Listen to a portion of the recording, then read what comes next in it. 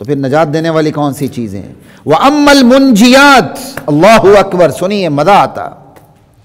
حالانکہ میں نے ہر نشست میں ایک سے زائد فرامین تیار کر کے آئے ہوتے ہیں، لیکن میں آگے نہیں نکل سکتا۔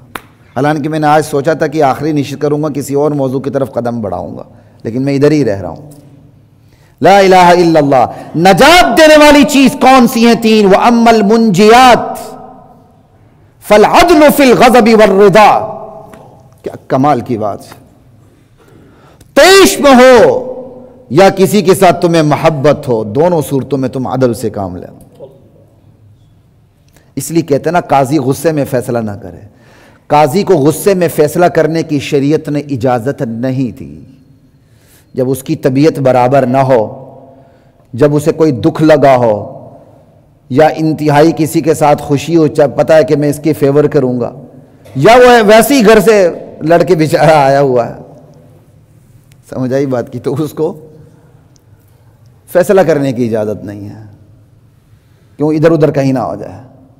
لیکن غصے میں ہو یا رضا میں ہو یا ناراضگی میں ہو، دونوں صورتوں میں عدل کو قائم کرنا بندے کو نجات دے دیتا ہے جہنم سے، مصیبتوں سے، آفات سے، بلیات سے۔ وَأَمَّا الْمُنْجِيَاتِ فَالْعَدْلُ فِي الْغَضَبِ وَالرِّضَا۔ نجات دینے والی پہلی چیز جو ہے وہ آپ غضب میں ہوں یا خوشی کے موقع پر ہوں، دونوں صورتوں میں آپ عدل کریں، یہ چیز نجات دیتی ہے۔ آپ کو ایک بندے پر غصہ ہے، خدا نخواستہ آپ کی فیملی میں سے کوئی قاتل ہے، لیکن آپ کے پاس اس کا فیصلہ آ گیا، آپ پنچایت میں بیٹھے ہوئے ہیں، آپ عدالت میں بیٹھے ہوئے ہیں، اس کے باوجود آپ انصاف سے کام لیتے ہیں، نہیں یار یہ ہماری فیملی کا قاتل ہے، لیکن اس معاملے میں یہ حق پر ہے، یہ لو بھائی حق اپنا، یہ چیز بندے کو نجات دے دیتی ہے۔ ڈاکٹر کا کام کیا ہوتا ہے؟ ایک ڈاکٹر ہے، اچانک اس کے پاس ایسا مریض بھی آ جاتا ہے ایمرجنسی کے اندر، جسے وہ دیکھتا ہے یار یہ تو میرے باپ کا قاتل ہے، میرے بھائی کا قاتل ہے، یہ تو میرے چچا کا قاتل ہے، تو یہ ہے، لیکن اس وقت موت و حیات کی کشمکش میں مبتلا ہے۔ ڈاکٹر کا کام کیا ہے؟ علاج کرنا، ساری چیزیں بھول جائے، بس اس کا علاج کرے۔ اللہ اکبر۔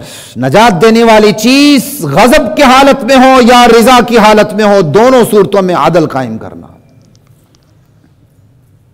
پہلی۔ اور دوسری والقسط فی الفقر والغنا، فقیری آ جائے یا دولت مندی کے حالات ہوں، دونوں صورتوں میں میانہ روی کو اختیار کرنا۔ یہ نہیں کہ تھوڑی سی دولت آ جائے، او ہو پھر 10 دن کیا کہتے ہیں شادی چلے انڈیا سے، پھر اب وہ پھر ممبر کے تقاضوں کے خلاف ہو جاتا ہے، سمجھ آئی بات کی۔ حالانکہ اداکار، فنکار، گلوکار، یہ نام تو نہیں ہے نا بھائی، یہ ڈوم، بانڈ، میراثی اور بھی اچھے اچھے الفاظ ان کے لیے موجود ہیں ڈکشنری کے اندر، وہی جو جچتے ہیں ان کے لیے اور جو صحیح سپر فٹ ہوتے ہیں ان کے اوپر۔ یہ تو خواہ اداکار تھے، فنکار، ایک لفظ غلط ہو جائے دوسرا بنا لیتے ہیں، دوسرا بھی معیوب ہو جائے تیسرا بنا لیتے ہیں۔ بھائی جو اصل لفظ ان کے لیے وہی لگائے، وہ کوئی غیر پارلیمانی لفظ تو نہیں ہے، لیکن آپ سے ڈر لگتا ہے اس لیے میں غیر پارلیمانی لفظ استعمال نہیں کر رہا، ورنہ حقیقت میں وہ غیر پارلیمانی لفظ نہیں ہے۔ لا الہ الا اللہ واللہ اکبر۔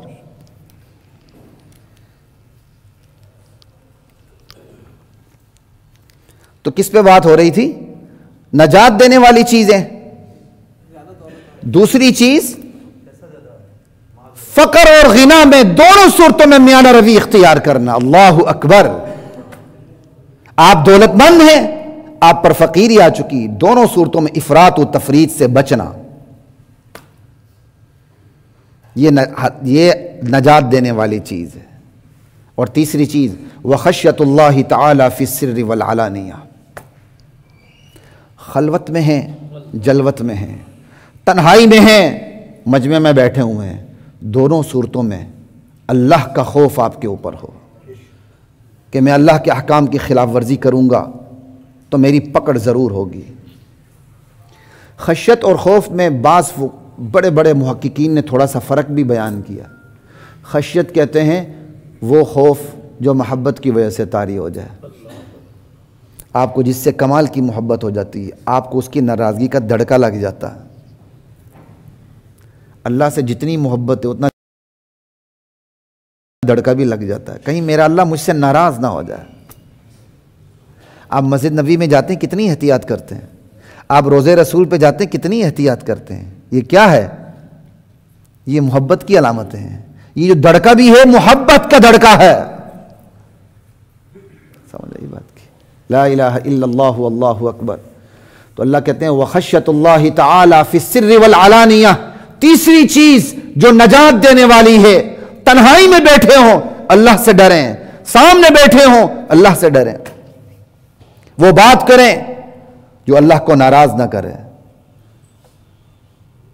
بعض شارحین حدیث نے یہاں لکھی صرف اس لیے پہلے لائے تنہائی میں تقوی کا اپنا معیار ہوتا ہے.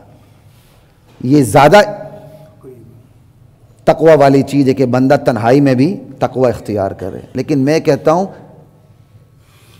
مجمع میں بھی تقوی اختیار کرنا یہ بھی تنہائی سے کم نہیں ہے. کیسے؟ تقوی صرف یہ تو نہیں کہ آپ خود متقی بنے کسی کو کچھ نہ کہے, مجمع کے اندر خلاف شرع کام ہو رہا ہے, اب آپ کے تقوی کا تقاضا کیا ہے؟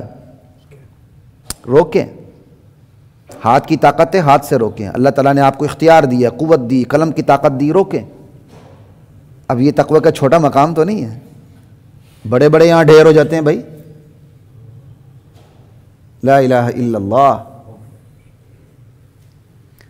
تو خیر کہیں تنہائی کا تقوی آگے بڑھ جاتا ہے, کہیں جلوت کا تقوی آگے بڑھ جاتا ہے. تو دونوں کی اللہ کے ہاں قدر ہے. وخشیۃ اللہ تعالی فی السر والعلانیہ. تین چیزیں ہو گئی نجات دینے والی. غضب میں ہوں کہ خوشی کی حالت میں ہوں, دونوں صورتوں میں آپ نے عدل کو قائم کرنا پہلی چیز, اور دوسری چیز فقیری ہو دولت مندی ہو, دونوں صورتوں میں آپ نے میانہ روی قائم رکھنی ہے, افراط و تفریط سے باز رہنا ہے. اور تیسری چیز کیا بتائی تھی بھی میں نے؟